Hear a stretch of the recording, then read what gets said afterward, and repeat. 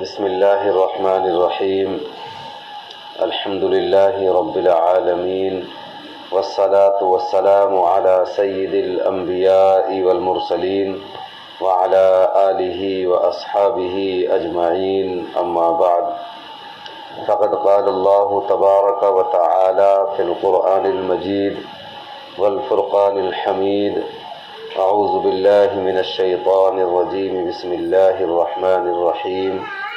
الذین آمنوا وتطمئن قلوبهم بذکر اللہ، الا بذکر اللہ تطمئن القلوب. صدق اللہ العظیم.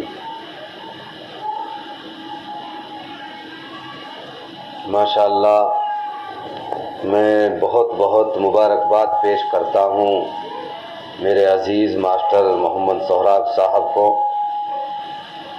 کہ جنہوں نے ماشاءاللہ یہاں دین کا چشمہ جاری کر رکھا ہے اور بڑی محنت اور فکر مندی کے ساتھ بیچارے ہر مہینہ یہ پروگرام کرتے ہیں. اللہ تعالیٰ ان کو جزائے خیر نصیب فرمائے.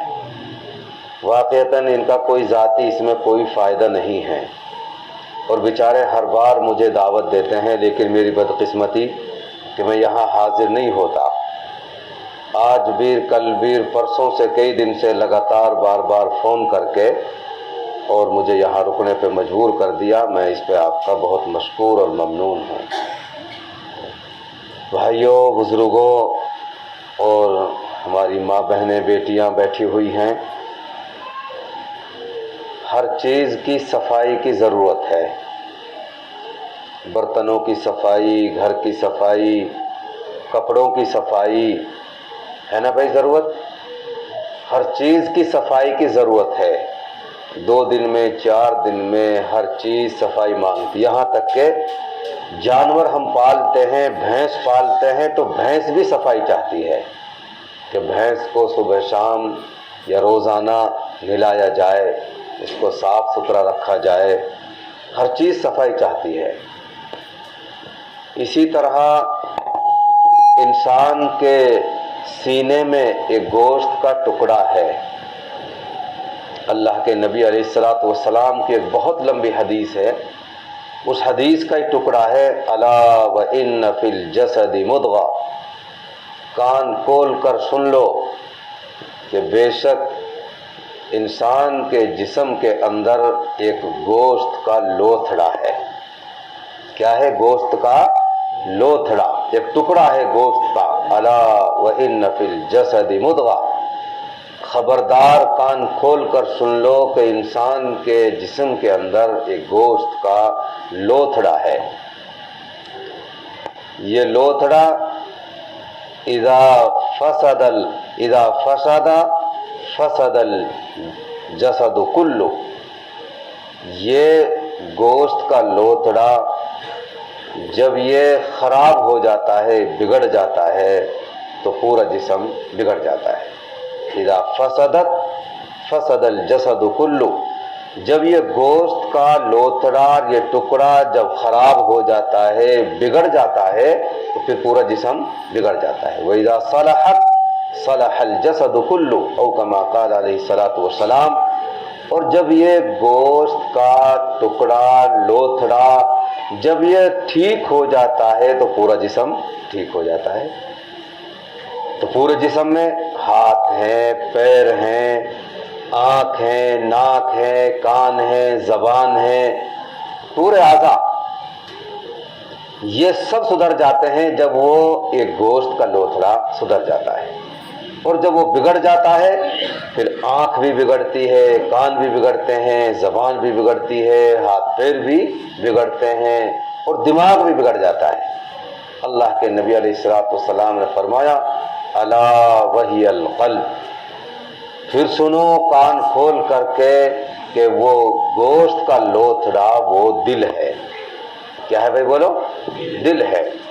جب دل بگڑ جاتا ہے تو پھر پورا جسم بگڑ جاتا ہے. پھر آنکھ صحیح کام نہیں کرے گی، پھر زبان صحیح بول نہیں بولے گی، کان صحیح بات نہیں سنیں گے، ہاتھ پیر صحیح کام نہیں کریں گے. کیوں؟ ان کا بادشاہ بگڑ گیا. ان کا جو رکھوالا تھا، جس کے ذریعے چلتے تھے، جس کے ماتھے، وہ بگڑ گیا تو سب بگڑ گئے. اور جب یہ دل صحیح ہو جاتا ہے، دل صحیح رہتا ہے، نیت صحیح رہتی ہے، تو پھر پورے جسم کے اعضاء صحیح کام کرتے ہیں۔ آنکھ صحیح دیکھے گی، ہاتھ صحیح کام کریں گے، پیر صحیح کام کریں گے، زبان صحیح بولے گی۔ مجھے ایک واقعہ یاد آیا، خدا بہتر جانے کتنے دن بعد مجھے یاد آیا ہو، سال بعد مجھے یہاں بیٹھ کر کے وہ واقعہ ابھی اللہ پاک نے ذہن میں ڈالا۔ دیکھو، جب دل بگڑتا ہے تو پورا جسم بگڑ جاتا ہے، دل جب سدھرتا ہے تو پورا جسم سدھرتا چلا جاتا ہے، پھر ہر عضو اپنا صحیح کام کرتا ہے۔ حضرت عبداللہ ابن مبارک رحمت اللہ علیہ، آج سے 1350 سال پرانی بات، اس زمانے کے حضرت عبداللہ ابن مبارک، یہ علماء جانتے ہیں، بہت بڑے فقیہ اور محدث اور امام اعظم ابو حنیفہ رحمت اللہ علیہ کے اولین شاگردوں میں سے، اتنے بڑے پائے کے بزرگ عالم اور محدث، وہ حج کے لیے تشریف لے گئے، حج کے لیے تشریف لے گئے۔ تو حج مکمل ہونے کے بعد میدان عرفات میں جب حج مکمل ہو جاتا ہے، وقوف ہو جاتا ہے عرفہ کے میدان میں، تو سب سے بڑا اسلام کا اور حج کا جو فرض ہے وہ میدان عرفات میں ٹھہرنا ہے، یہ رکن اعظم ہے حج کا، اور حج اسلام کا سب سے بڑا رکن ہے۔ تو حج سے فراغت کے بعد جب وہ لوٹے میدان عرفات سے مزدلفہ اور مینا کی طرف، تو راستے میں دیکھا کہ ایک عورت بیٹھی ہوئی ہے۔ ہماری ماں بہنیں توجہ سے سنیں، ایک عورت بیٹھی ہوئی ہے برقع پوش، برقع اوڑھ کر، چادر اوڑھ کر، اور ککڑی سکڑی ہوئی ایک عورت بیٹھی ہے۔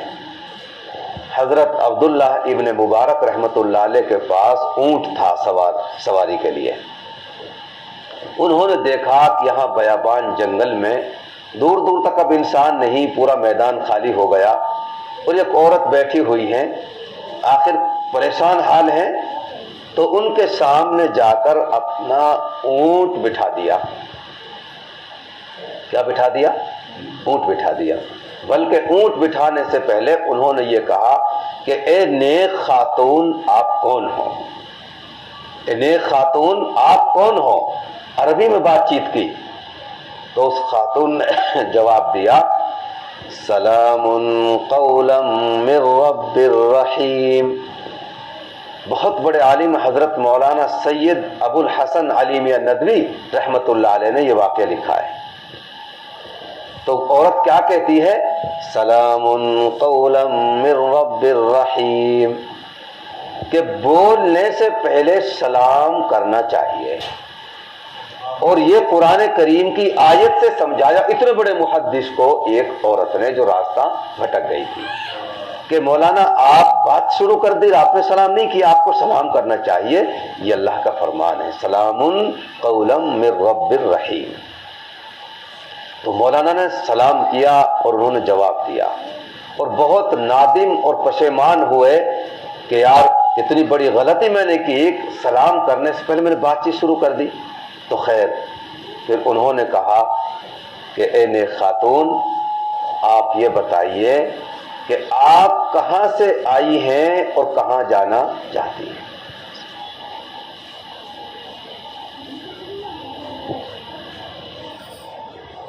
اور آپ یہاں کیوں بیٹھی ہوئی ہیں؟ جب یہ کہا کہ آپ یہاں کیوں بیٹھی ہوئی ہیں تو جواب دیا، من یضلل اللہ فلا ہادی لہ۔ یہ بھی قرآن کریم کی آیت ہے۔ اس کا ترجمہ یہ ہے کہ جس کو اللہ راستے سے بھٹکا دے اس کو کوئی راستہ دکھانے والا نہیں ہے۔ قرآن کی آیت سے جواب دیا۔ حضرت سمجھ گئے کہ یہ بیچاری راستہ بھول گئی، بھٹک گئی، اس لیے یہاں بیٹھی ہوئی ہے۔ حضرت نے پھر اگلا سوال کیا کہ آپ یہ بتاؤ کہاں سے آئی ہو اور کہاں جانا چاہتی ہو؟ پھر قرآن کریم کی آیت پڑھی، سبحان الذی اسری بعبدہ لیلا من المسجد الحرام الی المسجد الاقصی۔ قرآن کریم کی آیت پڑھی اور یہ کہنے لگی کہ میں فلسطین سے آئی ہوں، مسجد اقصی سے آئی ہوں، میں غزہ سے آئی ہوں، اور میں مسجد حرام آئی اور حج کے لیے آئی ہوں۔ یہ بھی جواب جہاں سے آئی وہ بھی قرآن سے، اور جہاں آئی وہ بھی قرآن سے جواب دیا، تو بڑے دنگ رہ گئے کہ یہ فلسطین کی رہنے والی ہے، راستہ بھٹک گئی ہے، یہ حج کرنے کے لیے آئی، مسجد حرام آئی اور مسجد اقصیٰ سے آئی۔ پھر پوچھا کہ آپ کے ساتھ کوئی ہے؟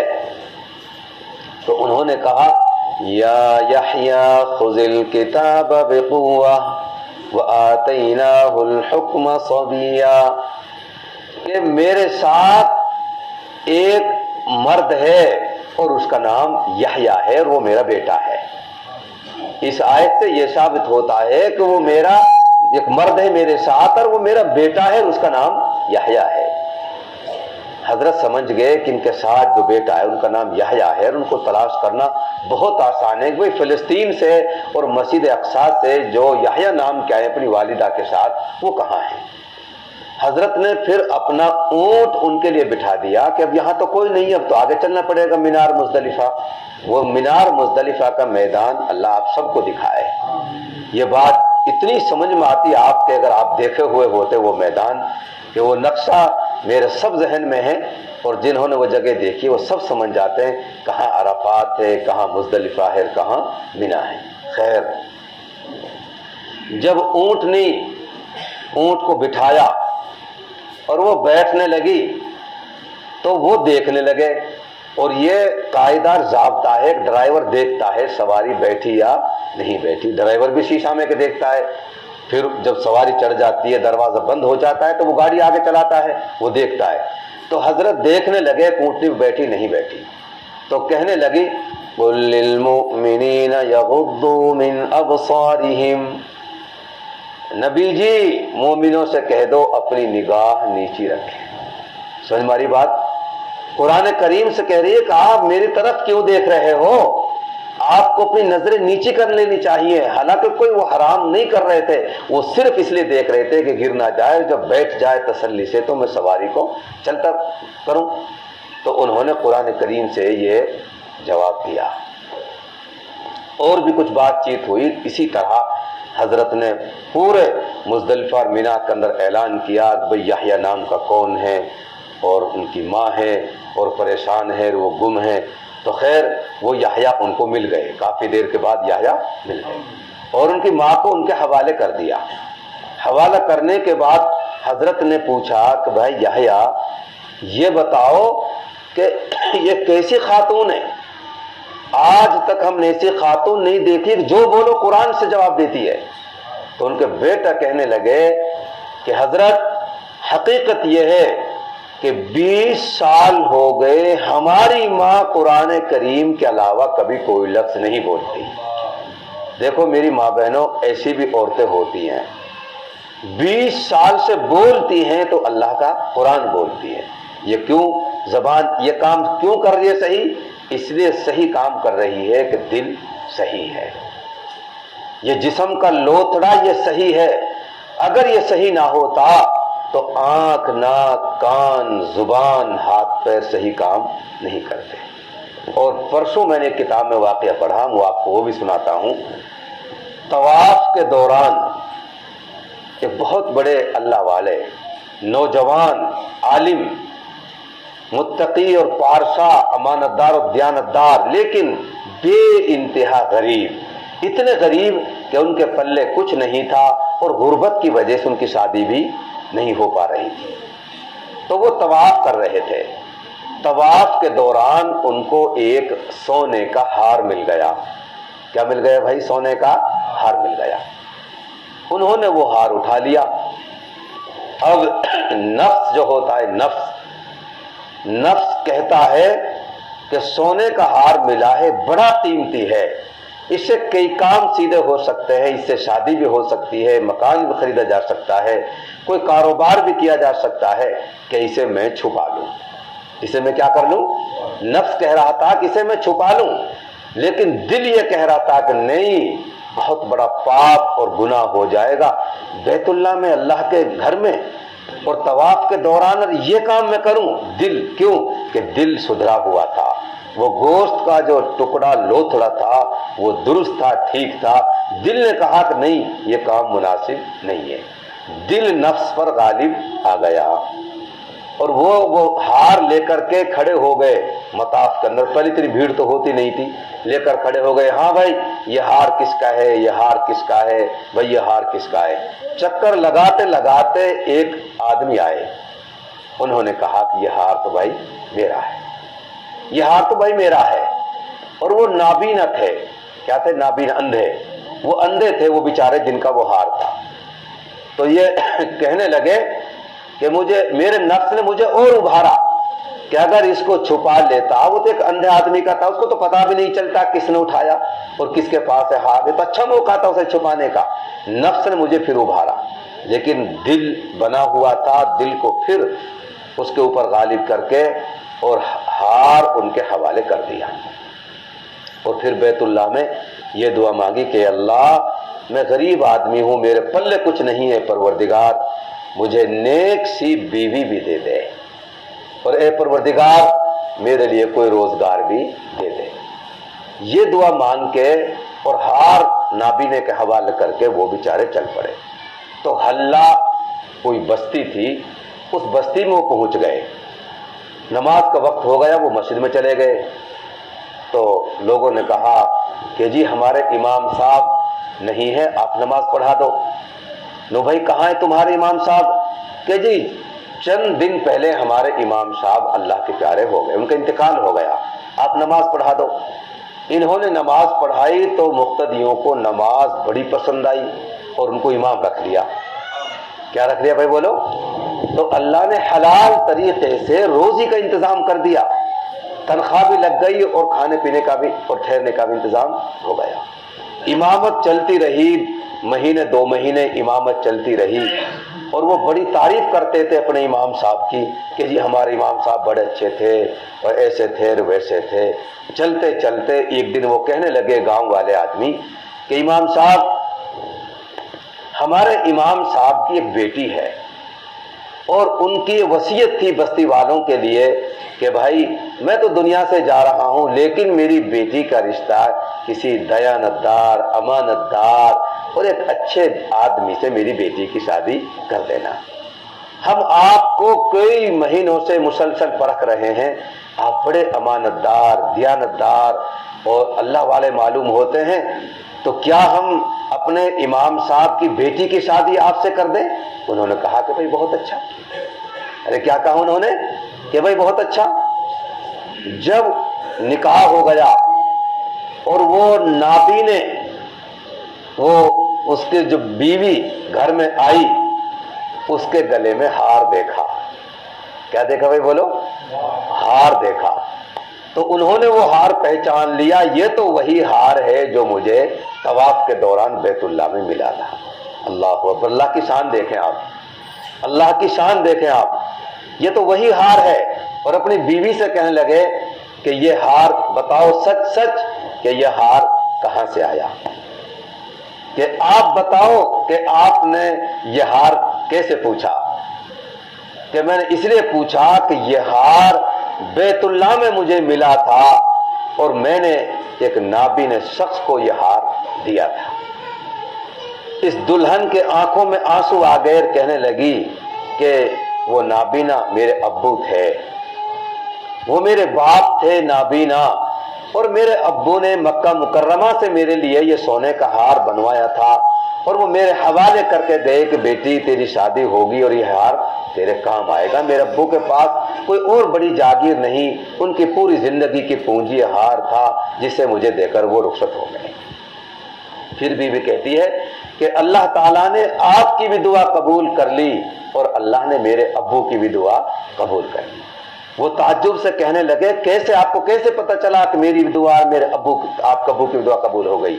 تو وہ دلہن کہتی ہے, دیکھو جب دل بنتے ہیں تو حالات ایسے ہو جاتے ہیں. دلہن کہتی ہے کہ آپ نے بیت اللہ کے سامنے دعا مانگی کہ اللہ میرے لیے روزگار بھی دے دے اور میرے لیے اچھی بیوی بھی دے دے. وہ اچھی بیوی میں ہوں اور روزگار تیری مسجد کی امامت ہے. اللہ نے تیری بھی دعا قبول فرما لی اور میرے ابو کی بھی دعا قبول فرما لی. میرے ابو بھی کہتے تھے کہ پروردگار میری بچی کے لیے کوئی اچھا دیندار لڑکا دے دے, اور وہ آپ ہیں میرے سامنے کہ آپ اتنے امانت دار, دیانتدار, اور میرے ابو نے میرے سامنے تذکرہ بھی کیا تھا، ایک جوان ملا تھا بیٹی، یہ ہار تو گم ہو گیا تھا، بہت دیانتدار لڑکا تھا، اور بیٹی میرے دل میں یہ تمنا پیدا ہوئی کاش میری بیٹی کو ایسا شوہر مل جائے۔ تو میرے بھائیوں، میری ماں بہنوں، جب انسان کا دل سدھرتا ہے تو پھر جسم کا ہر عضو سدھرتا ہی چلا جاتا ہے۔ ایک واقعہ میں اور سناؤں۔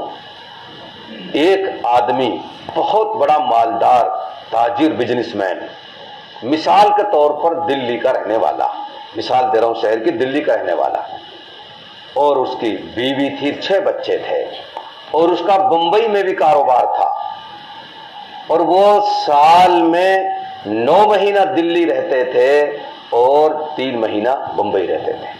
وہاں بھی کاروبار تھا، 3 مہینہ بمبئی اور 9 مہینہ دلی، اور دلی میں بیاہ تھا گھر والی، 6 ان کے بچے۔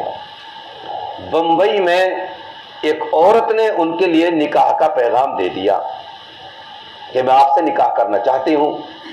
تو اس اللہ کے بندے نے صاف صاف بتا دیا، کوئی دھوکہ نہیں رکھا، صاف صاف کہہ دیا کہ میں شادی شدہ ہوں، دلی میں میری بیاہتا گھر والی ہے، اور میں 6 بچوں کا باپ ہوں، اور میں 9 مہینہ دلی رہوں گا، اور صرف 3 مہینے میں آپ کے پاس بمبئی رہ سکتا ہوں۔ یہ بات منظور ہو تو آپ نکاح کر لیں، ورنہ کوئی ضرورت نہیں ہے۔ وہ رضامند ہو گئی اور نکاح ہو گیا۔ جو بیاہتا گھر والی تھی دلی والی، ان کو معتبر ذرائع سے پتا چل گیا کہ انہوں نے دوسری شادی بمبئی میں بھی کر لی، لیکن کبھی اپنے شوہر کو بھنک تک نہیں پڑنے دی اس بات کی۔ کیوں؟ کہ زندگی میں دین تھا، دل بنا ہوا تھا، اور وہ جانتی تھی، سمجھتی تھی کہ جب میرا شوہر میرے کسی حق پر ڈاکہ نہیں ڈالتا، پہلے بھی 9 مہینے رہتے تھے دلی میں، آج بھی 9 مہینہ، میرے کھانے میں، پینے میں، میرے حقوق کی ادائیگی پہ کوئی ڈاکہ نہیں ہے، تو میں کون ہوتی ہوں ٹینشن میں ڈالنے والی؟ مجھے کوئی ٹینشن نہیں۔ میرے اللہ نے ان کو 4 کی اجازت دی ہے، اگر 1 اور کر لی، 2 کر لی، تو مجھے کیا اس سے نقصان ہو رہا ہے؟ میں اپنے شوہر کو تکلیف میں نہیں ڈالنا چاہتی۔ اور یہ سلسلہ عرصہ دراز تک چلتا رہا، کبھی اپنے شوہر سے ذکر تک نہیں کیا تو نے بمبئی میں بھی دوسری شادی کر لی، نہ شوہر نے کبھی اس کو بتایا، اور ضرورت بھی نہیں بتانے کی۔ خیر، وہ وقت آ گیا جو ہر انسان کے لیے مقدر ہے۔ کیا ہے بھائی وہ وقت؟ موت۔ اس تاجر کو موت آ گئی، اللہ کے پیارے ہو گئے۔ جب موت ہو گئی تو اس کا جو مال، دولت، اثاثہ، جسے ترکہ، ورثہ، میراث، وراثت کئی ناموں سے پکارا جاتا ہے، تو ان کا جو مال بچا، وراثت جو بچی، وہ تقسیم ہوئی وارثین میں۔ اور مسئلہ یہ ہے، اگر شوہر مر جائے اور اس کے اولاد ہو تو بیوی کو 8واں حصہ ملتا ہے، پوری جاگیر میں سے 8واں حصہ ملتا ہے اگر اولاد ہو۔ اولاد نہ ہو تو بیوی کو 4تھا ملتا ہے۔ تو شوہر مر گیا، اب بیوی کو تمام جائیداد میں سے 8واں حصہ ملنا ہے۔ برادری بیٹھی، علماء مفتیان کرام بیٹھے، حساب کتاب لگایا، تو بیوی کے حق میں 4 کروڑ روپے آئے۔ کتنے آئے بھائی بولو؟ 8واں حصے میں 4 کروڑ روپے آئے۔ 4 آدمی امام صاحب 4 کروڑ روپیہ لے کر ان کی بیوی کے پاس پہنچے کہ بہن تمہارے شوہر کا انتقال ہو گیا، وراثت تقسیم کر لی ہم نے قرآن و حدیث کے مطابق، اور تمہارے حصے میں 4 کروڑ روپے آئے ہیں، یہ لے لو۔ اب سنو دل بننے کی کہانی، اور ان لوگوں کی کہانی جن کے سامنے آخرت کی زندگی ہوتی ہے، جن کے سامنے یہ ہوتا ہے کہ ایک نہ ایک دن دنیا چھوڑ کر جانا ہے اور اپنے پروردگار کے سامنے کھڑا ہونا ہے۔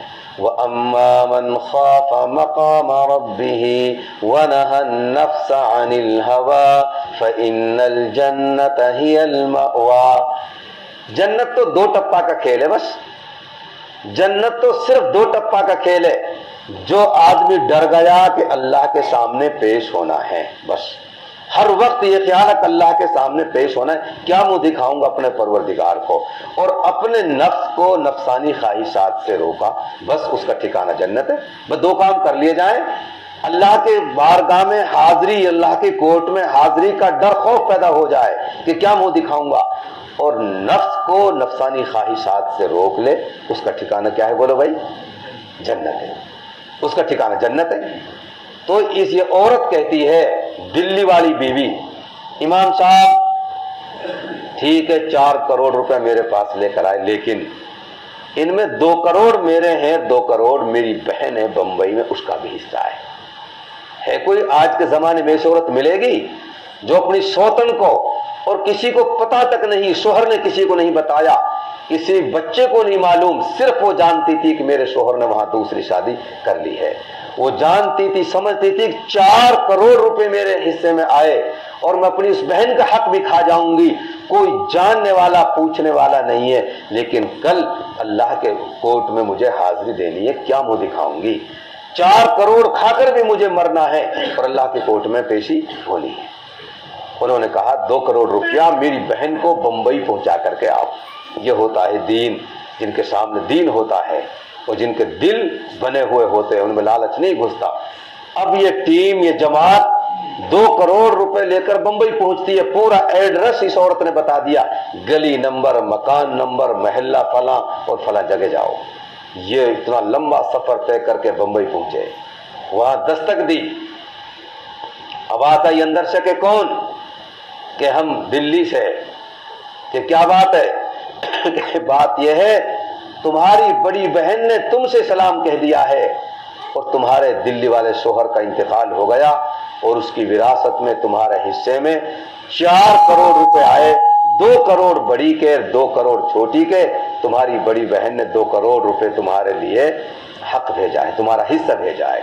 سبحان اللہ۔ وہ کیا کہتی ہے؟ کوئی تھا بھائی پوچھنے والا؟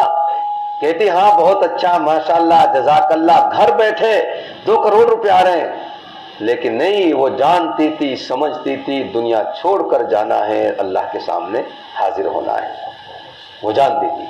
وہ کہتی ہے کہ بھائی جان یہ 2 کروڑ روپیہ واپس لے جاؤ اور میری بڑی بہن سے میرا بھی سلام عرض کر دینا اور ان سے کہہ دینا کہ ان کے شوہر نے انتقال سے پہلے مجھے طلاق دے دی تھی اور میری عدت بھی پوری ہو گئی اور اس وراثت میں میرا کوئی حصہ باقی نہیں ہے۔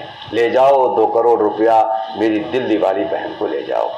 میرے بھائیوں، میری ماں بہنوں، جب انسان کا دل بن جاتا ہے تو پھر اس کے لیے جنت کے راستے بڑے آسان ہو جاتے ہیں۔ وہ بڑی سے بڑی مصیبت سے ٹکرا جاتا ہے، اللہ اس کی مدد فرماتے ہیں۔ تو یہ وہ لوگ ہیں جن کے سامنے آخرت کی زندگی ہوتی ہے۔ قرآن ایسے لوگوں کے بارے میں کیا کہتا ہے؟ من کان یرید حرث الآخرۃ نزد له فی حرثی، جو آدمی آخرت کی زندگی اور آخرت کی کھیتی چاہتے ہیں، ہم ان کے لیے آخرت کی کھیتی دے دیتے ہیں۔ اور اس کے برعکس جو آدمی ومن کان یرید حرث الدنیا نؤتہ منہا وما لہ فی الآخرۃ من نصیب، اور جو آدمی دنیا کی کھیتی چاہتا ہے، اللہ فرماتے ہیں ہم اس کے لیے دنیا کی کھیتی دے دیتے ہیں لیکن ان کا آخرت میں کوئی حصہ نہیں ہوتا۔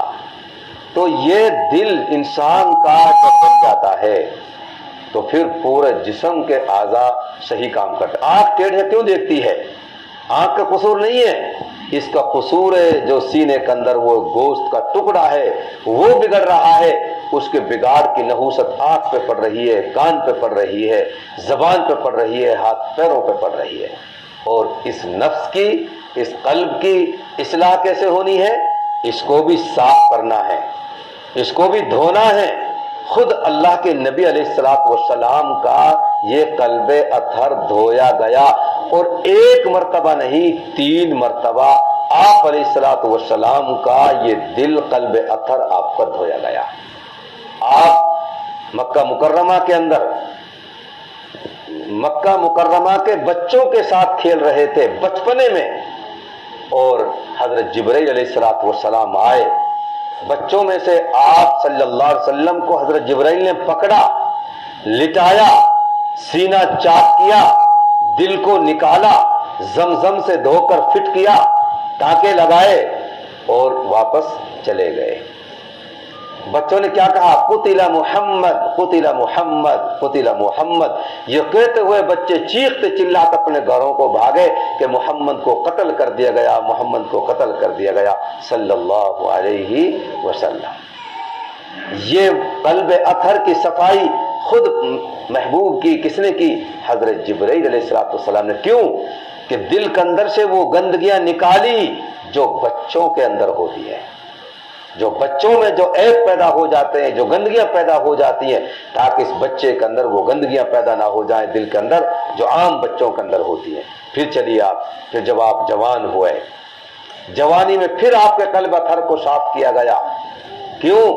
وہ گندگیاں جو جوانوں کے دلوں میں پیدا ہو جاتی ہیں، اس جوان کے دل میں وہ گندگی پیدا نہ ہو جائے۔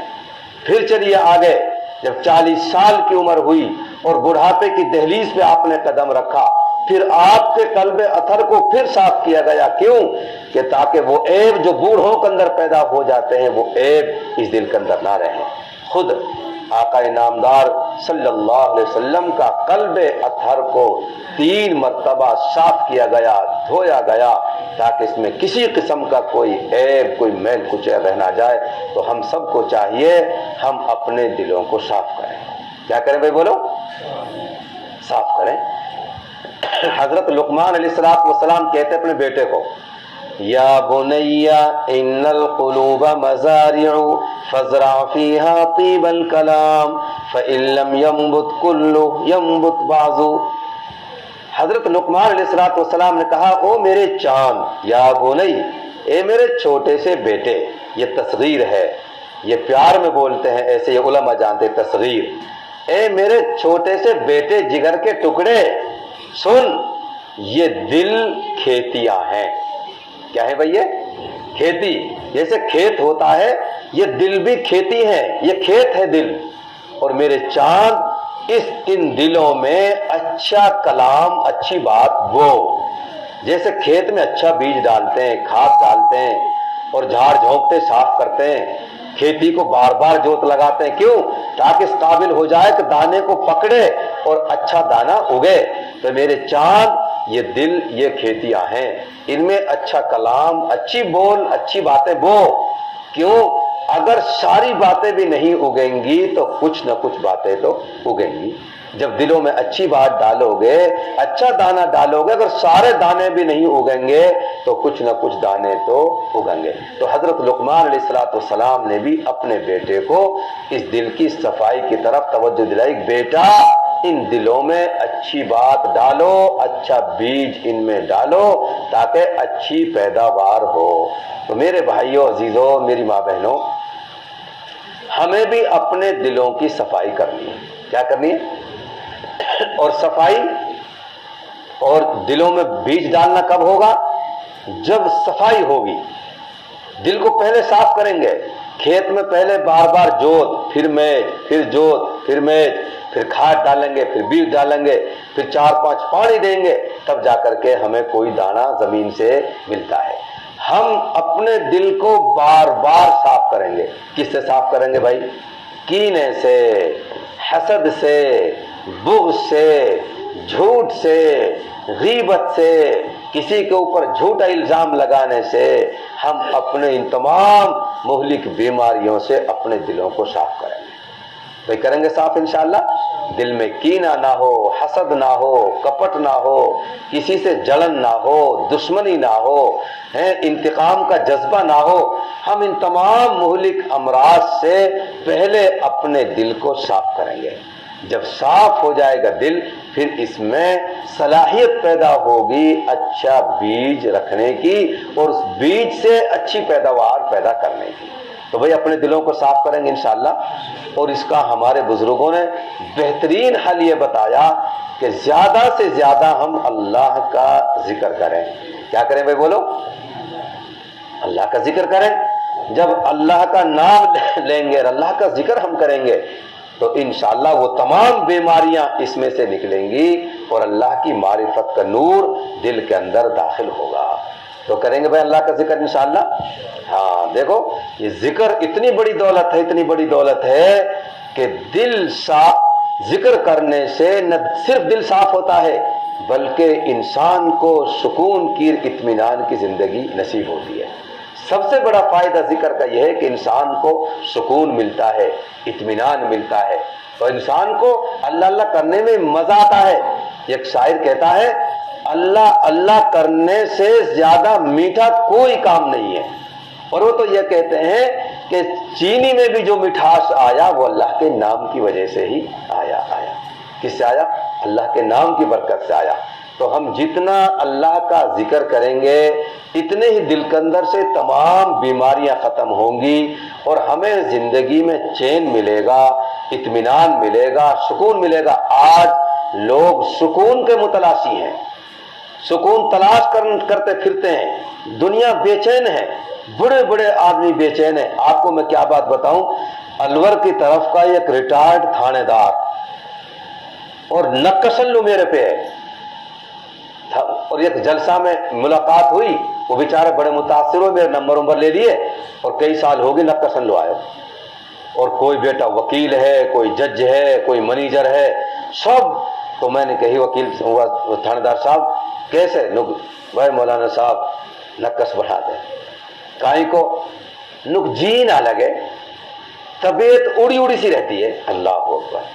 میں نے کہی بہو لڑے، نک نا یار مول صاحب تو بھی کمال کی بات کرا، وہ کہیں لڑتی، بول تو جا ہمارے سامنے، آمدنی کم ہے، نک نا آپ کی دعا سے 4-5 لاکھ روپے مہینے کی آمدنی ہے جو اس نے گنائی۔ تھانہ دار صاحب سکون کیوں نہیں ہے؟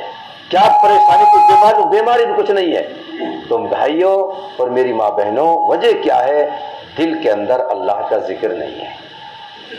اللہ کا ذکر نہیں ہے تو اتنی دولت کے باوجود بھی وہ آدمی پریشان ہے، اور جن کے دلوں میں اللہ کا ذکر ہے، اللہ کا ڈر خوف ہے، دل ان کے پاک صاف ہیں، وہ اپنی نیند سوتے ہیں، اپنی نیند کھڑے ہو جاتے ہیں۔ بڑے بڑے مالدار گولی لیتے ہیں، آپ کو نہیں پتا، گولی لیتے ہیں، اور یہ جب جا کے ان کو نیند آتی ہے، اور غریب ٹھیلے والے اور جھگی والے بسیں جا رہی ہیں، ٹرک جا رہے ہیں، ہورنگ باج رہے ہیں، اور فٹ پاتھ پہ ہی آرام سے سو رہے ہیں، فٹ پاتھ پہ آرام سے سو رہے، کوئی پرواہ نہیں ہے گاڑی کدھر جا رہی ہے کدھر سے آ رہی ہے، ان کی زندگی میں اتنا سکون ہے۔ مالدار لوگ گولی کھاتے ہیں، کئی گھنٹے گھومتے ہیں پھرتے ہیں، پریشان رہتے ہیں، بڑی بڑی کوٹھیوں میں رہتے ہیں، لیکن سکون نہیں ہے۔ سکون کہاں ہے؟ اللہ کے ذکر میں۔ میں نہیں کہتا یہ، اللہ قرآن میں کہتے ہیں الا بذکر اللہ تطمئن القلوب۔ کان کھول کر سن لو کہ دل کو اطمینان چاہیے تو اللہ کا ذکر کرو۔ کیا کرو؟ اللہ کا ذکر۔ جتنا ہم اللہ کا ذکر کریں گے اتنی ہی زندگی میں سکون اور اطمینان آتا چلا جائے گا۔ ہمارے بزرگوں کی زندگی دیکھو، ہمارے بزرگوں کی زندگی دیکھو۔ مولانا صاحب بتا رہے تھے لیکن بتا نہیں پائے پوری بات۔ ایک عالم نے میاں جی صاحب پہ اعتراض جڑ دیا کہ جی میاں جی آدمی ہے اور لوگوں نے بہکارو۔ ایک مول صاحب نے اعتراض جڑ دیا تو حضرت نے کہا بھائی اس مول صاحب کو لے کر آؤ ہمارے پاس۔ تو وہ مول صاحب بھی آئے، اور حضرت نے فرمایا میاں جی نور محمد جھنجھانی رحمۃ اللہ علیہ نے کہ مولانا صاحب کلمہ سناؤ۔ ایک اتنے بڑے عالم کا کلمہ کون سنے؟ میاں جی۔ تو ویسی توہین ہوتی ہے مول صاحب کی، تو کلمہ سناؤ۔ مول صاحب پہلے دنگ رہ گئے کہ یار بتاؤ، کتنے تعجب کی بات ہے، قرآن کی تفسیر سنتے، کہیں کوئی اور مسئلے مثال پوچھتے، بتاؤ کلمہ سن رہے ہو۔ جب میں بچپن میں یاد کرو اول کلمہ طیب، طیب مانے پاک، لا الہ الا اللہ محمد رسول اللہ صلی اللہ علیہ وسلم۔ تو مولانا نے بڑے اچھے طریقے سے کلمہ سنایا۔ حضرت نے فرمایا مولانا صاحب دوبارہ سناؤ۔ پھر مولانا نے کھانس مٹھار کے بڑھیا طریقے سے حرف نکال کے پھر سنایا کہ یار کوئی غلطی اتنا ہوگی۔ پھر حضرت نے فرمایا مولانا صاحب تیسری مرتبہ پھر سناؤ۔ پھر سنایا تو حضرت نے فرمایا کہ مولانا صاحب کلمہ آپ نے بہت اچھا سنایا، تلفظ کی ادائیگی بالکل صحیح ہے، اور آپ اس کا ترجمہ اور مفہوم بھی جانتے ہیں، یہ بھی مجھے علم ہے، لیکن مولانا صاحب کلمے پہ محنت نہیں ہوئی ہے۔ کلمے پہ محنت نہیں ہوئی ہے۔ وہ اور دنگ رہ گئے کہ کلمے پہ محنت کیسی ہوتی ہے، کہ بتاؤ کلمے پہ محنت کیسی ہوتی ہے۔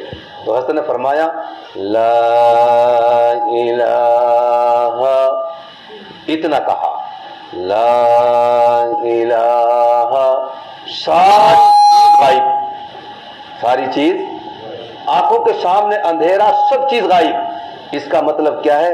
لا الہ، کہ اللہ کے علاوہ کچھ نہیں ہے، اللہ کے علاوہ کچھ نہیں ہے، تو ساری چیز غائب۔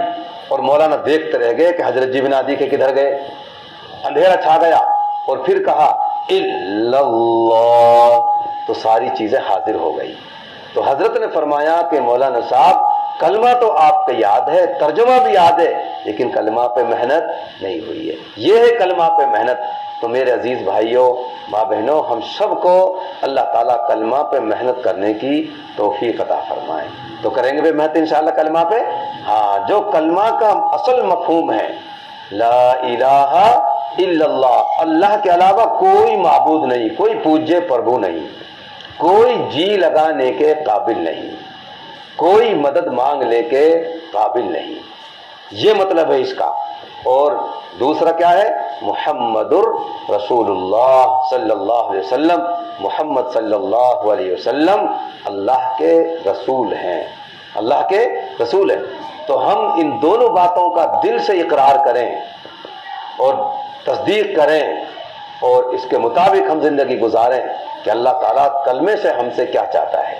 اللہ کے علاوہ کوئی مددگار نہیں، کوئی جی لگانے کے قابل نہیں، کوئی عبادت کے لائق نہیں، اور اللہ کے رسول صلی اللہ علیہ وسلم اللہ کے نبی ہیں، برگزیدہ بندے ہیں، آخری نبی ہیں، آپ کے بعد کوئی سچا نبی آنے والا نہیں ہے۔ ارے آپ آخری نبی ہیں، آپ کے بعد کوئی سچا نبی آنے والا نہیں ہے۔ میں سچا اس لیے کہہ رہا ہوں، جھوٹے آئیں گے۔ میں سچا کیوں کہہ رہا ہوں کہ آپ صلی اللہ علیہ وسلم کے بعد کوئی سچا نبی قیامت تک نہیں آئے گا۔ البتہ کیا آئیں گے پھر؟ سچے نہیں آئیں گے، کیسے آئیں گے؟ جھوٹے۔ اور کتنے آئیں گے؟ 30۔ کتنے آئیں گے جھوٹے؟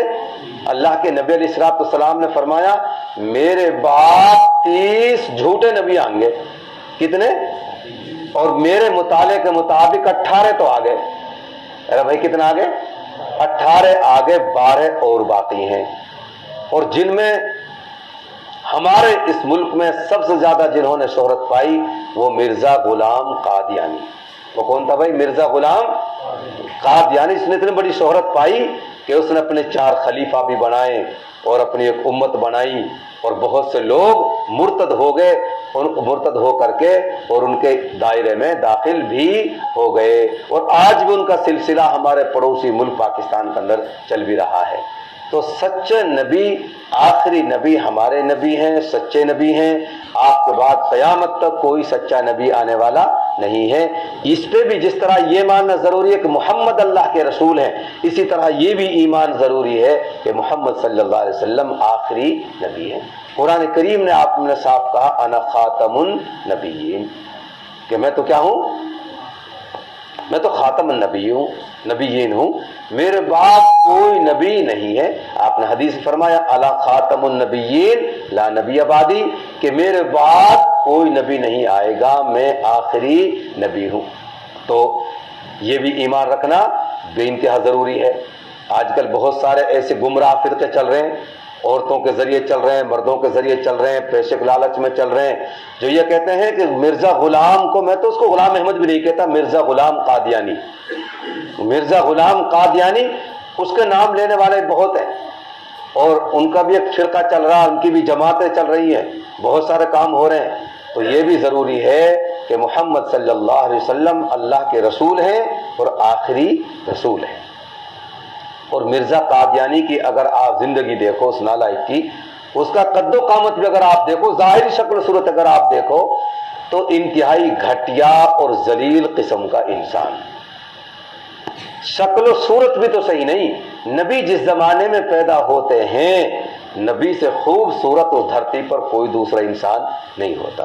خود اللہ کے نبی علیہ الصلوۃ والسلام پیدا ہوئے، ڈبیانہ، موم بتینا، لٹونا، اور کیا فرماتی ہیں حضرت آمنہ رضی اللہ تعالیٰ عنہ، کیا فرماتی ہیں؟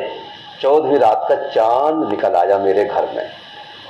یہ نبی جہاں پیدا ہوتا ہے اتنا خوبصورت پیدا ہوتا ہے. امی عائشہ فرماتی ہیں اگر میری گھر میں کوئی چیز کھو جاتی، یہاں تک کہ سوئی بھی اگر کھو جاتی اور حضور باہر ہوتے تو میں کہتی میرے محبوب اندر آئیے ذرا. آپ اندر تشریف لاتے، جھک اجالا ہو جاتا اور میں سوئی بھی ڈھونڈ لیتی. ایسا میرے نبی کا دمکتا چمکتا چہرہ انور تھا. ایک صحابی قسم کھا کے کہتے ہیں کہ ہم مسجد نبوی میں بیٹھے تھے، اللہ کے نبی علیہ الصلوۃ والسلام ہمارے سامنے بیٹھے تھے اور 14ویں رات کا چاند تھا. تو صحابی کہتے ہیں میں کبھی دیکھتا 14ویں رات کے چاند کو اور کبھی دیکھتا اپنے محبوب کے چہرے کو، میں کبھی ادھر کبھی ادھر دیکھتا. تو وہ صحابی کہتے ہیں میں قسم کھا کے کہتا ہوں 14ویں رات کے چاند سے زیادہ میرے نبی کا چہرہ چمک رہا تھا. اور شاعر تو بلکہ یہ کہتا ہے چاند سے تشبیہ دینا یہ بھی چاند سے تشبیہ دینا یہ کوئی انصاف ہے. چاند سے تشبیہ دینا یہ بھی کوئی انصاف ہے. چاند میں ہے جھریاں اور آقا کا چہرہ صاف ہے. چاند میں پھر بھی ایک بڑھیا ہے پیڑ کے نیچے جو چرخا کاٹ رہی ہے نا بھائی، بتاتے ہیں نا ایسا. ہاں یہ تو ویسی گوڑا ہے. چاند میں تو پھر بھی داغ ہیں کالے کالے، پیڑ کی شکل میں دکھائی دیتا ہے، لیکن میرے نبی کا چہرہ بالکل صاف ہے. اور جس جھوٹے مکار کو نبی مانا کچھ لوگوں نے، اس کی شکل اگر آپ کو میں دکھاؤں، میں نے بڑی اسٹڈی مطالعہ کیا ہے اس موضوع پر، اس کی شکل آپ کے سامنے بتائی جائے تو وہ قد کا تو تھا ٹھنگنا. میں سمجھ ماری ہے، قد کا ٹھنگنا اور موٹا.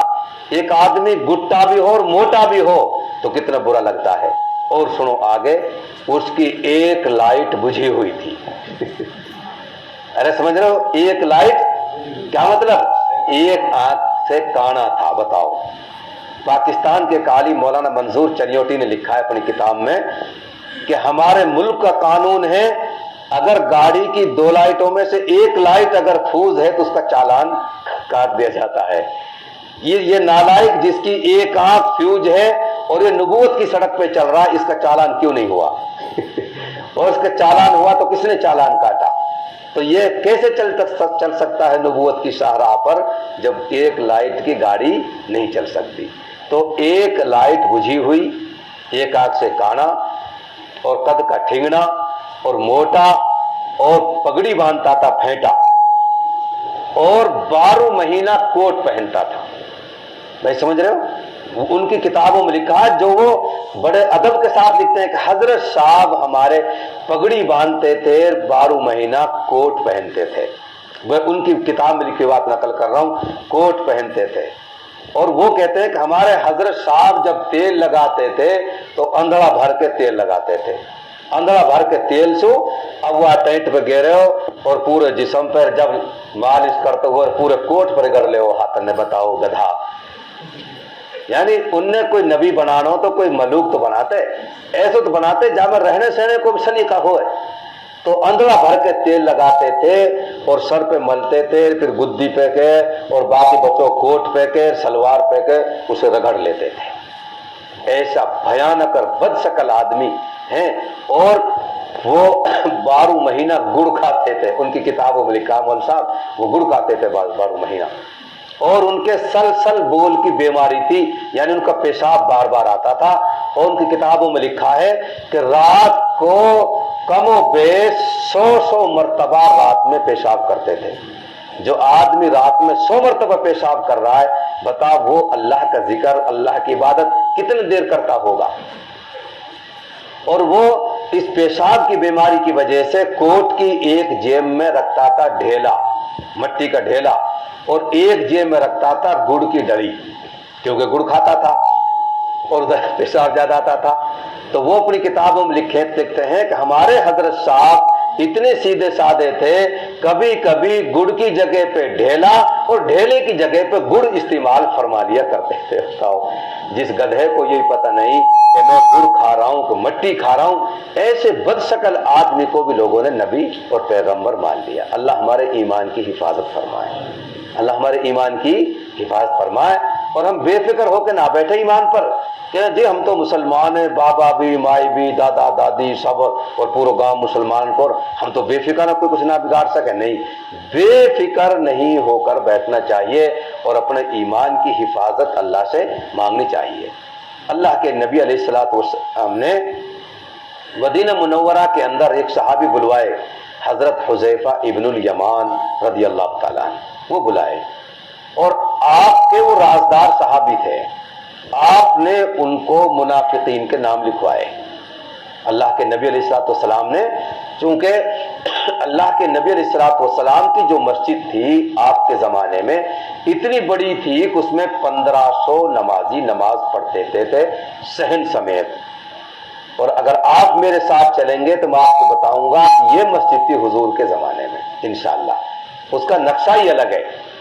تو وہ مسجد بالکل الگ تھلگ ہے آج بھی جو حضور کے زمانے میں تھی. باقی ادھر ادھر بڑی ہے خوب، لیکن وہ نقشہ، وہ مسجد آج بھی اس کا نقشہ ہی الگ ہے. تو خیر، حضور کے زمانے میں حضور کی مسجد میں 1500 نمازی نماز پڑھتے تھے، جن میں سے 300 منافق ہوتے تھے.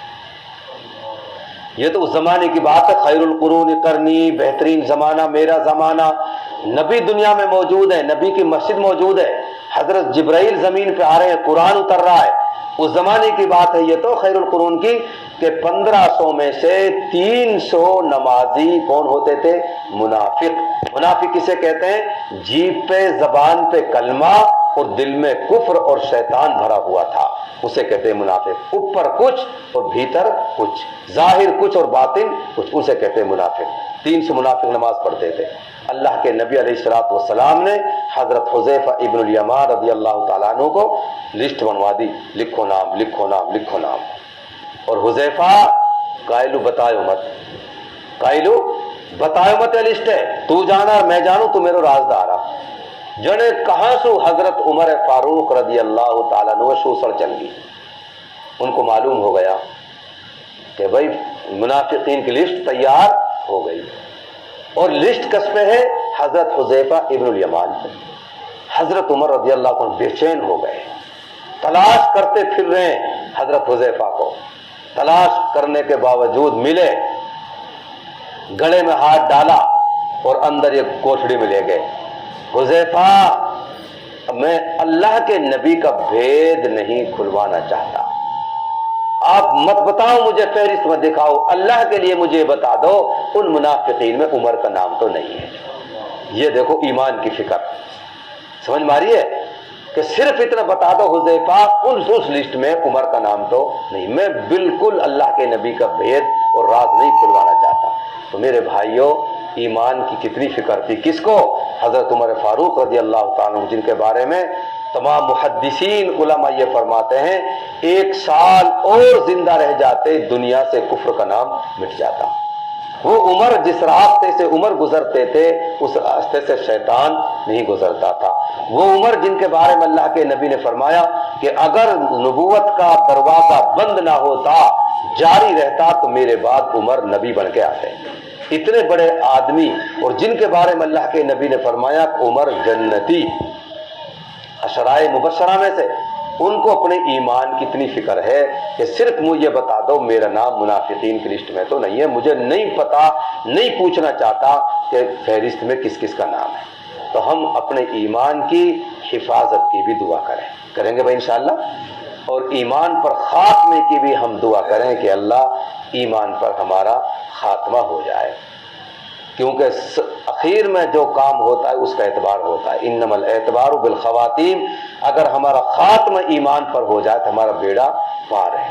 اللہ تعالیٰ مجھے آپ سب کو کہنے سننے زیادہ عمل کی توفیق عطا فرمائے.